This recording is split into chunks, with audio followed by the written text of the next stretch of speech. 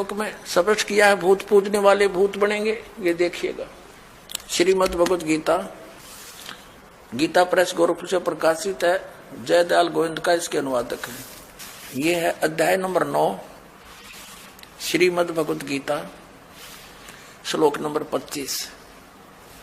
देवताओं को पूजने वाले देवताओं को प्राप्त होंगे, पितरों को पूजने वाले पितरों को प्राप्त होते हैं, और भूतों को पूजने वाले भूतों को प्राप्त होते हैं, और मेरा पूजन करने वाले मुझको ही प्राप्त होते हैं। अब ये श्राद्ध कितना आगे फिर अब आपको दिखाते हैं झलक पुराणों में क्या लिखा है। एक मार्कंडेय पुराण है। एक रुचि नाम के ब्राह्मण थे, ऋषि, और उसने वेदों को समझा पढ़ा कि मनुष्य जीवन, ये ज्ञानी आत्मा थे, कि मनुष्य जीवन केवल मोक्ष प्राप्ति के लिए प्राप्त होता है। इसलिए उसने ना तो विवाह कराया, ब्रह्मचारी पद पर रहते हुए 40 वर्ष की उम्र होगी थी, और अपना जंगल में वन में रहता था, कोई मकान झोंपड़ी भी नहीं डाल रखी थी, ये सोच करके मोक्ष प्राप्ति करानी है, और ना क्या संग्रह करना है, 2 दिन का जीवन है। अब वो वेदों अनुसार साधना कर रहा था, रुचि ऋषि, और उसके जो पिताजी, दादाजी, परदादाजी, चौथा दादाजी वो मर चुके थे, वह भूत बन रहे थे, और वह भी ऋषि थे, ब्राह्मण थे, उनने भी ये कर्म कांड करे और करवाए थे, तो भूता बनेंगे वह। तो वो चारों दिखाई दिए और कहा, बेटा तूने विवाह क्यों नहीं करवाया, विवाह करवा के तुम हमारा श्राद्ध करता है और हमारी गति हो जाती। अब रुचि कहने लगा कि पितामहो, वेद में तो ये मना कर रखा है, ये श्राद्ध श्रुद्ध निकालना, ये कर्म कांड करना, ये तो मूर्खों का मार्ग है। और वो पितर भी कहते हैं, बेटा है तो ऐसा ही, इसमें कोई संदेह नहीं, मिथ्या नहीं है, सच्चाई है, लेकिन हमारा क्या होगा, अब तुम बाढ़ में जाओ, थारा क्या होगा, आप मरे, अरे पुत्र और मरवाने के लिए तैयार करे। या देखो मार्कंडेय पुराण, ये गीता प्रेस गोरखपुर से प्रकाशित है, ये गीता प्रेस गोरखपुर से प्रकाशित है। ये 242 पृष्ठ पे संक्षिप्त मार्कंडेय पुराण, रोच्य मुनि की उत्पत्ति कथा। मार्कंडेय जी कहते हैं कि ब्राह्मण, पूर्व काल की बात है, प्रजापति रुचि ममता और अहंकार से रहित इस पृथ्वी पर विचरते थे। उन्हें किसी से भय नहीं था, वे बहुत कम सोते थे। उन्होंने न तो अग्नि की स्थापना की थी, न अपने लिए घर ही बना रखा था। वे एक बार भोजन करते और बिना आश्रम के ही रहते थे। उन्हें सब प्रकार की आसक्तियों से रहित एवं मुनिवर्ती में रहते देख उनके पितरों ने उनसे कहा, ये देखिए चारों आगे भूत बन रहे, ये देखो, ये रुचि ऋषि है, ये इनके पहले बने हुए वो पंडित जी सारे भूत पूज का भूत बन गए। अब ये दिख गए इसने सारे इकट्ठे। पितर बोले, बेटा विवाह स्वर्ग और अपवर्ग का हेतु होने के कारण एक पुण्यमय कार्य है। ये तो इन पितरों के वचन हैं, ये तो पितरों के वचन है जो अपनी सलाह दे रहे हैं। अब देखना, उसे तुमने क्यों नहीं किया। ग्रस्त पुरुष समस्त देवताओं, पितरों, ऋषियों और अतिथियों की पूजा करके पुण्यमय लोकों को प्राप्त करता है। वह सभा के उच्चारण से देवताओं को, शब्द से पितरों को तथा अन्नदान, बलि, वैष्णदेव आदि से भूत आदि प्राणियों एवं अतिथियों को उनका भाग समर्पित करता है। बेटा, हम ऐसा मानते हैं कि गृहस्थ आश्रम को स्वीकार न करने पर तुम्हें इस जीवन में क्लेश पर क्लेश उठाना पड़ेगा तथा मृत्यु के बाद और दूसरे जन्म में भी क्लेश ही भोगना पड़ेगा। रुचि ने कहा, पितरगण, परिग्रह मात्र ही अत्यंत दुख एवं पाप का कारण होता है तथा उसे मनुष्य की अधोगति होती है, उससे मनुष्य की अधोगति होती है। यही सोचकर मैंने पहले सित्री संग्रह नहीं किया।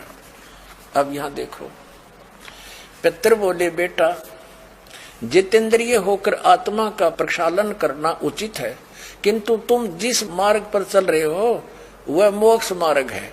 बता, इसने तो घटिया मान रहे मोक्ष मार्ग ने कि तुम जो कर्म कर रहे हो जिस मार्ग पर चले तो मोक्ष मार्ग है।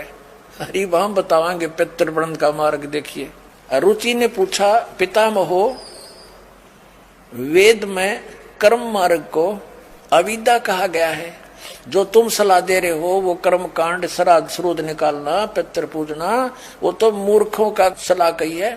फिर क्यों आप लोग मुझे उस मार्ग में लगाते हैं? पितृ भी कहते हैं, पितृ बोले यह सत्य है कि कर्म को अविद्या ही कहा गया है, इसमें तनिक भी मिथ्या नहीं। फिर थारा सिर बच गया, फिर क्या रह गया बता भाई। ये हमारे पुराणों में लिखा है। अब इस बात को पितृ भी मानते हैं कि आप जो साधना करें तो मोक्ष मार्ग है, और आप फिर उसको सलाह दे रहे हैं भूत पूज, श्राद्ध निकाल, ब्याह करवा, और यो नरक मार्ग है। और आप भी मानते हैं कि आप जो मार्ग अपना रहे हो तो मोक्ष मार्ग है। और रुचि कहता है वेद के अंदर तो इसको अविद्या मूर्खों की साधना बताइए, तो पितृ भूत पूजना, श्राद्ध निकालना, और पितृ स्वीकार भी कर रहे हैं, कहा ऐसा ही है, इसमें कोई मिथ्या नहीं। फिर ये बकवाद गट रखी, अग्रुम ऐसा कर लो, पितृ ऐसा कर देते हैं, पितृ पुत्र दे देते हैं, टट्टू दे देते हैं, अपा भूखे मरे, बतावे मूर्ख बना रखा। एक थोड़ी सी झलक दिखाते हैं आपको इसी मार्कंडेय पुराण में। इन कहां से ले रखे ये श्राद्धा के सिलसिले। एक मंदालसा नाम की औरत थी, उसने अपने पुत्र को शिक्षा दी, और वह ये ले रहे हैं। देख, मार्कंडेय पुराण के अंदर है, यही आपको सुना रहे हैं। ये काशी पृष्ठ से थोड़ा सा लेंगे। मंदालसा बोली महाराज, ये मंदालसा ज्ञान देती हुई आ रही है। ये 82 पृष्ठ पे संक्षिप्त मार्कंडेय पुराण, यहां देखिए। अब ये क्या सलाह दे रही है कि जो पितर देवलोक में है और जो त्रिक योनियों में ये पशु पक्षी बने हुए हैं, और जो मनुष्य योनियों में एवं भूत वर्ग में स्थित हैं, भूत बन रहे हैं, और वे पुण्यात्मा हो या पापात्मा, जब भूख प्यास से विकल होते हैं तो वे अपने कर्मों में लगा हुआ मनुष्य पिंड दान तथा जल दान के द्वारा उन्हें तृप्त करता है। इसी तरह वह देवताओं और अतिथियों को भी संतुष्ट रखता है। देवता, मनुष्य, पितृ, भूत प्रेत, गुहक पक्षी, कृमि और कीट आदि भी मनुष्यों से ही जीविका चलाते हैं। अब ये क्या बता रही है कि चाहे तो वो जो पितर देवलोक में हैं, जो त्रिक योनिया में पड़े हैं, और जो मनुष्य योनियों में यानी भूत आदि पितर पैतर बन रहे हैं, वे पुण्यात्मा हो या पापात्मा, सब भूखे प्यासे मरते रहते हैं। तो वो टट्टू देवलोक में हुए, भूखे मरते प्यासे मरे। अब क्या बताते हैं आगे, ये देखिएगा संक्षिप्त मार्कंडेय पुराण 92 पृष्ठ पे। इनमें से जो नरक में निवास करते हैं, जो पशु पक्षी की योनियों में पड़े हैं, तथा जो भूत प्रेत आदि के रूप में स्थित हैं, उन सब को विधि पूर्वक श्राद्ध करने वाला यजमान तृप्त करता है। कैसे करता, सुनो। मनुष्य पृथ्वी पर जो अन्न बिखेरते हैं, उनसे पिशाच योनि में पड़े पितरों की तृप्ति होती है, जो जमीन पर दाने डाल देते हैं। बेटा, स्नान के वस्त्र से जो जल पृथ्वी पर टपकता है, उससे वृक्ष योनि में पड़े हुए पितर तृप्त होते हैं। जो रूख वृक्ष बन गए, उन नन्यों का नाका जो वस्त्र ने छोड़ दिए ना, वो वृक्ष योनि में पड़े हुए तृप्त हो जाएंगे। अरे भले आदमियों, एक बार क्या था, परमात्मा कबीर जी काशी में गंगा घाट पर चले गए। गंगा का एक घाट बना हुआ है, वहां पर ये ब्राह्मण लोग सूर्य को यानी ऐसे सूर्य की तरफ मुंह करके गंगा से जल उठावें और वहीं डाल दें।